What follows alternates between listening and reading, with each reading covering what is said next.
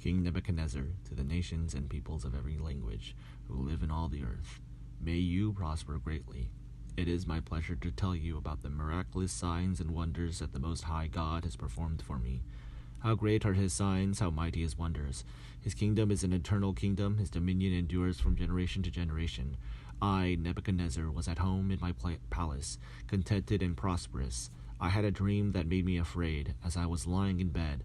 The images and visions that passed through my mind terrified me. So I commanded that all the wise men of Babylon be brought before me to interpret the dream for me. When the magicians, enchanters, astrologers, and diviners came, I told them the dream, but they could not interpret it for me. Finally, Daniel came into my presence, and I told him the dream.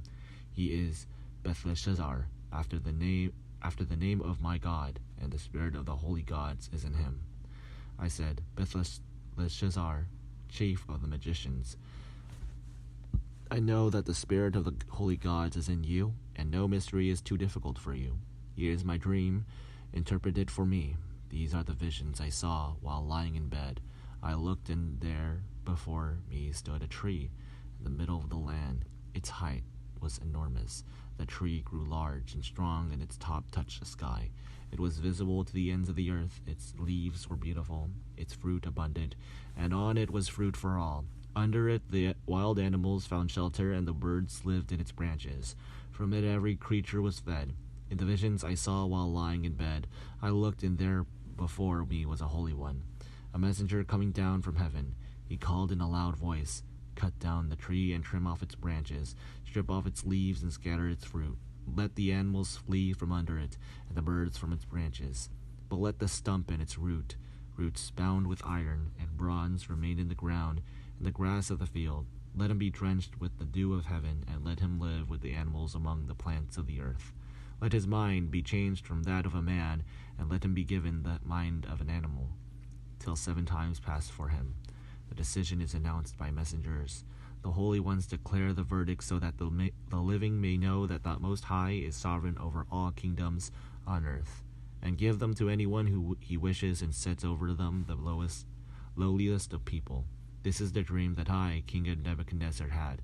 Now, Belteshazzar, tell me what it means, for none of the wise men in my kingdom can interpret it for me, but you can, because the spirit of the holy gods is in you. Then Daniel, also called Belteshazzar, was greatly perplexed for a time, and his thoughts terrified him. So the king said, Belteshazzar, do not let the dream or its meaning alarm you. Belteshazzar answered, My lord, if only the dream applied to your enemies, and its meaning to your adversaries. The tree you saw, which grew large and strong, with its top touching the sky, visible to the whole earth, with beautiful leaves and abundant fruit, providing food for all, giving shelter to the wild animals, and having nesting places in its branches for the birds. Your Majesty, you are the tree. You have become great and strong. Your greatness has grown until it reaches the sky, and your dominion extends to its distant parts of the earth. Your Majesty saw a holy one, a messenger, coming down from heaven and saying, Cut down the tree and destroy it, but leave the stump bound with iron and bronze in the grass of the field, while its roots remain in the ground. Let him be drenched with the dew of heaven. Let him live with the wild animals, until 7 times pass by for him. This is the interpretation, Your Majesty, and this is the decree of the Most High, has issued against my lord the king. You will be driven away from people, and will live with the wild animals. You will eat grass like the ox, and be drenched with the dew of heaven. 7 times will pass by for you, until you acknowledge that the Most High is sovereign over all kingdoms on earth, and gives them to anyone he wishes. The command to leave the stump of the tree with its roots means that your kingdom will be restored to you when you acknowledge that heaven rules. Therefore, Your Majesty, be pleased to accept my advice. Renounce your sins by doing what is right, and your wickedness by being kind to the oppressed. It may be that then your prosperity will continue. All this happened to the king Nebuchadnezzar 12 months later, as the king was walking on the roof of the royal palace of Babylon. He said, Is not this the great Babylon I have built as the royal residence?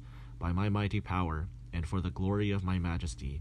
Even as the words were on his lips, a voice came from heaven.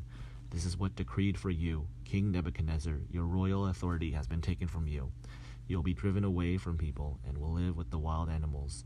You will eat grass like the ox. 7 times will pass by for you until you acknowledge that the Most High is sovereign over all kingdoms on earth and gives them to anyone he wishes. Immediately, what had been said about Nebuchadnezzar was fulfilled. He was driven away from people and ate grass like the ox. His body was drenched with the dew of heaven until his hair grew like the feathers of an eagle, and his nails like the claws of a bird. At the end of the time, I, Nebuchadnezzar, raised my eyes towards heaven, and my sanity was restored. Then I praised the Most High. I honored and glorified him who lives forever. His dominion is an eternal dominion.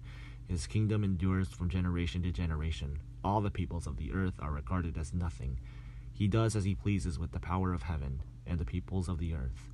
No one can hold back his hand or say to him, "What have you done?"